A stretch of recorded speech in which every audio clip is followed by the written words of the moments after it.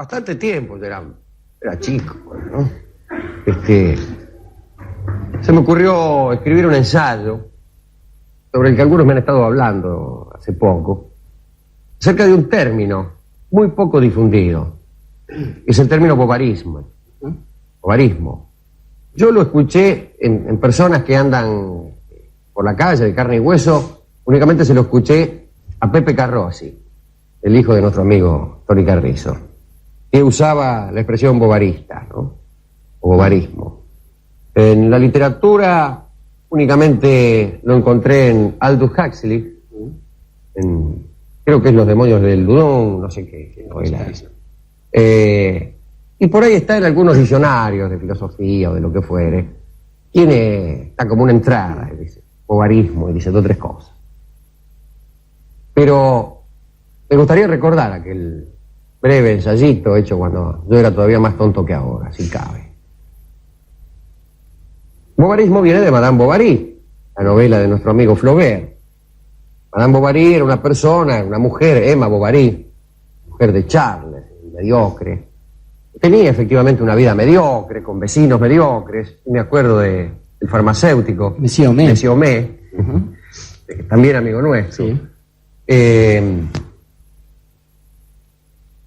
Pero Emma no se resignaba a esa existencia mediocre, y entonces en su fantasía ella daba en creer que era una gran señora, o que podía llegar a serlo, y que vivía grandes amores, aun cuando sus amantes también fueran mediocres y sus historias de amor fueran absolutamente pedestres.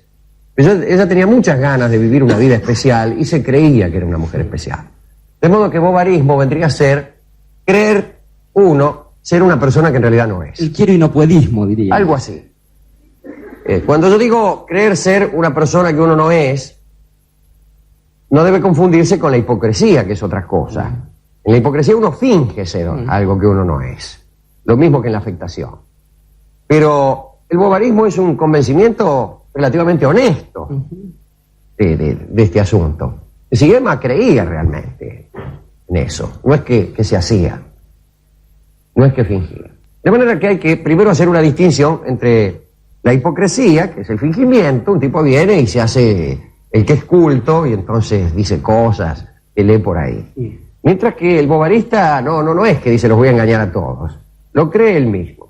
Se me dirá que la hipocresía conduce fatalmente al bovarismo, porque de tanto mentir uno empieza por creérselo, uno termina por creérselo uno. Pero la hipocresía siempre busca algún fin, es una trampa de algún modo. El bovarismo es una desgracia. Además yo no creo en esas cosas que dicen por ahí los psicoanalistas, ¿no? De tanto mentir uno empieza a creérselo. Los mentirosos saben bien que están mintiendo. Y recuerdo aquel tema, aquella crítica, creo que del Dr. Johnson, a una de las novelas, una de las obras de teatro de Shakespeare, donde decía, pero qué barbaridad, dice, esta obra, y calculo que sería Antonio y Cleopatra.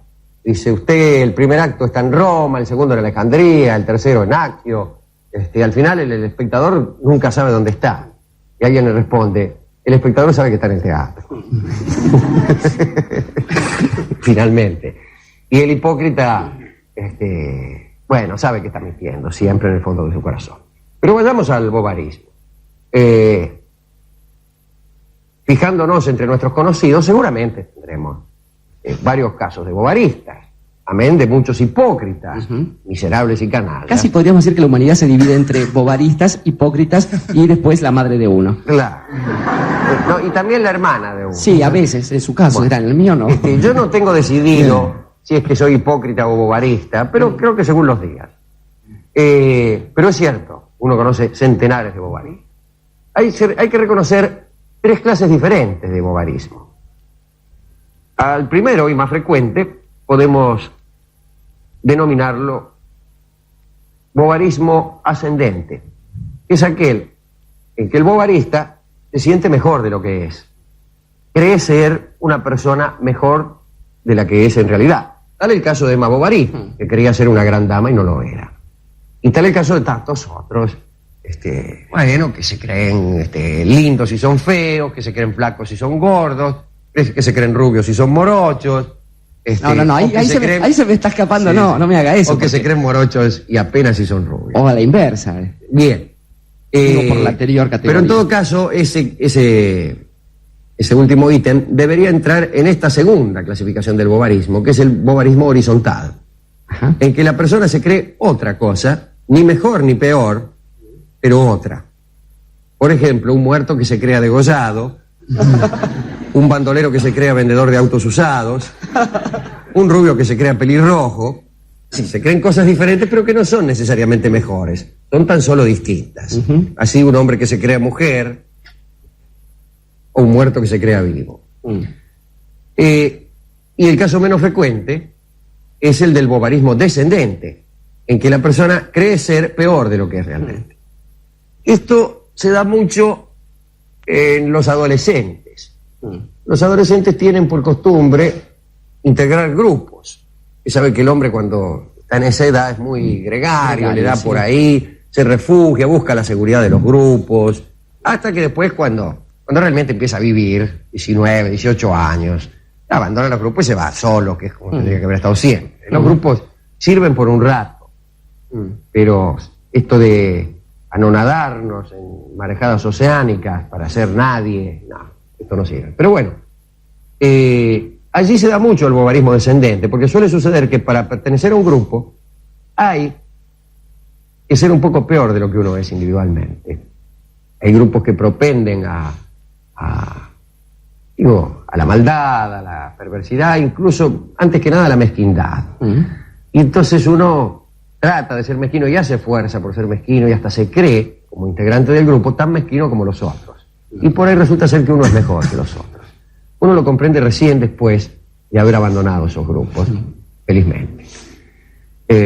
Nunca faltan, digo sin que esto tenga mucho que ver con el tema, los nostálgicos de los grupos, que son esas patéticas personas que a los 45 años vienen a proponernos que salgamos otra vez a tocar timbres y a patear tachos de basura.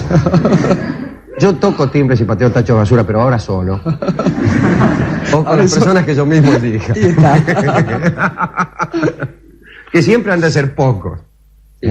Bien, ahí se da el bovarismo descendente, que podría ser también el de una persona educada que se cree bestia, de una persona linda que se cree fea. ¿Cuántas veces hemos visto? Lo más frecuente. No muchas, pero algunas. Es frecuente, algunas, sí. Esas mujeres que dicen, ay, soy tan fea.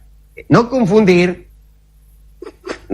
con el fingimiento que hacen algunas mujeres diciendo, ay, qué fea que estoy, para que uno les diga, no, que vas a estar fea, estás linda. Ahí la bovarista comienza a ser hipócrita inmediatamente. Claro, es una además de fea, de todos modos, ¿no? Pero hay mujeres que, bueno, puede concebirse una mujer que siendo linda se piense fea. Ese sería el bovarismo descendente.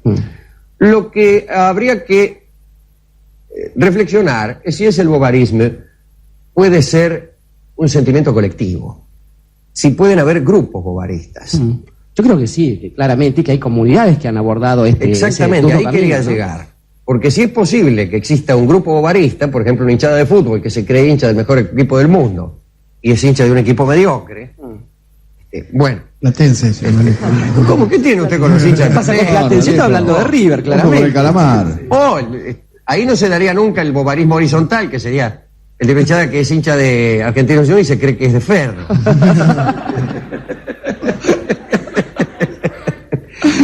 Bueno, pero si es posible el bovarismo de grupo, ¿por qué no pensar en una comunidad entera que ejerza el bovarismo? Es decir, un país bovarista. Y en ese sentido, con todos los cuidados del caso, podríamos preguntarnos si no seremos nosotros un país bovarista. Un país que cree ser algo que no es. Me lo estoy preguntando con toda seriedad ahora. Y recuerdo, si es que estos son órganos de pensamiento de un país, pero bueno, esas notas que fácilmente diagnostican la situación del país y que hablan, los argentinos somos así, cosas así, ¿no? Dicen, bueno, porque nosotros con nuestra potencialidad, ¿y será tan cierto? ¿No será que somos un país que cree ser una cosa que no es? Digamos que el bovarismo, en términos comunitarios o de nación, se produciría a través de ciertos recortes. Quiero decir, recortes en los que aparecen las sucesivas miserias de esas comunidades. El sector, el enorme sector de la comunidad alemana hacia los años 30, postulando una posibilidad de crecimiento en términos industriales, técnicos y después raciales. O la Inglaterra imperial, digo la Inglaterra isabelina, teniendo esta voluntad civilizadora que no era la de Roma, ciertamente, o la de la Argentina durante los tiempos de la conquista del desierto y los precedentes, los del renunciamiento después de las victorias en la guerra contra el Brasil y el Paraguay. Creo que ahí aparecen, en esos fragmentos, aparece el bovarismo de un país. Y se torna peligroso para los países vecinos. Claro, totalmente. Porque países que se creen con derechos divinos o con destinos manifiestos, como nuestros amigos, bueno, por ahí dan con presidentes energúmenos, como nuestro amigo Teodoro Roosevelt, premio Nobel de la Paz, por otra parte. Algún día hágame acordar que hablemos de esa farsa internacional que es el premio Nobel. Sí. Y entonces esto se pone muy peliagudo para los vecinos y para los no tan vecinos, amigos del Caribe. El premio Nobel sería un bovarismo del espíritu. Alguien que suponga que es un buen escritor por haberse ganado el premio Nobel de literatura es un imbécil, además de un bovarista, por ejemplo. Bueno, quiere decir entonces que es posible el bovarismo en los países y en los grupos. Y el bovarismo de especie para hacerlo a lo bestia, ya. El bovarismo de una especie bovarista. Sí, los dinosaurios. Por ejemplo, los dinosaurios que a lo mejor acá no va a se pasar extinguieron nada. por bovaristas. Imagínense un dinosaurio que se crea un caballo. Bueno, entonces trata de pasar por puertas por las que no pasa, y así mueren todos los dinosaurios escrachados contra la pared. Pero la última clase de bovarista que se me ocurre pensar hoy es la del artista bovarista, me permite la involuntaria rima. Y ya que estamos aquí sentados, hay que preguntarse si existen programas de radio que ejerzan el bovarismo. Programas de radio que se crean otra cosa que la que realmente son. Imaginen un programa de radio que sea de preguntas y respuestas, pero el conductor esté convencido que se trata de un noticiero. Sería muy confuso aquello. O un programa de propaganda política descarada de un determinado sector que se cree que es un programa periodístico independiente. Claro, exactamente. Como tantos o un programa de mentirosos que se piensen veraces. Todos. O un programa de imbéciles que se juzguen ingeniosos. Buenas noches. Ese programa es queridos amigos. Buenas noches. ¿Qué tal? Para todos aquellos que han empezado a dudar si es que no serán realmente bovaristas, vaya mi homenaje, porque el que duda de lo que es, ya no es bovarista. Pero de todos modos preguntándome si es que yo no seré todavía otra cosa que lo que creo ser, preguntándome seriamente si este no será un programa bovarista, vamos a dedicar este tema musical a nuestros oyentes, y al ver de qué tema musical se trata, comprendo que este sí es un programa bovarista. Creemos que somos un programa de humor, y sin embargo, esta es la música que tenemos y que amamos.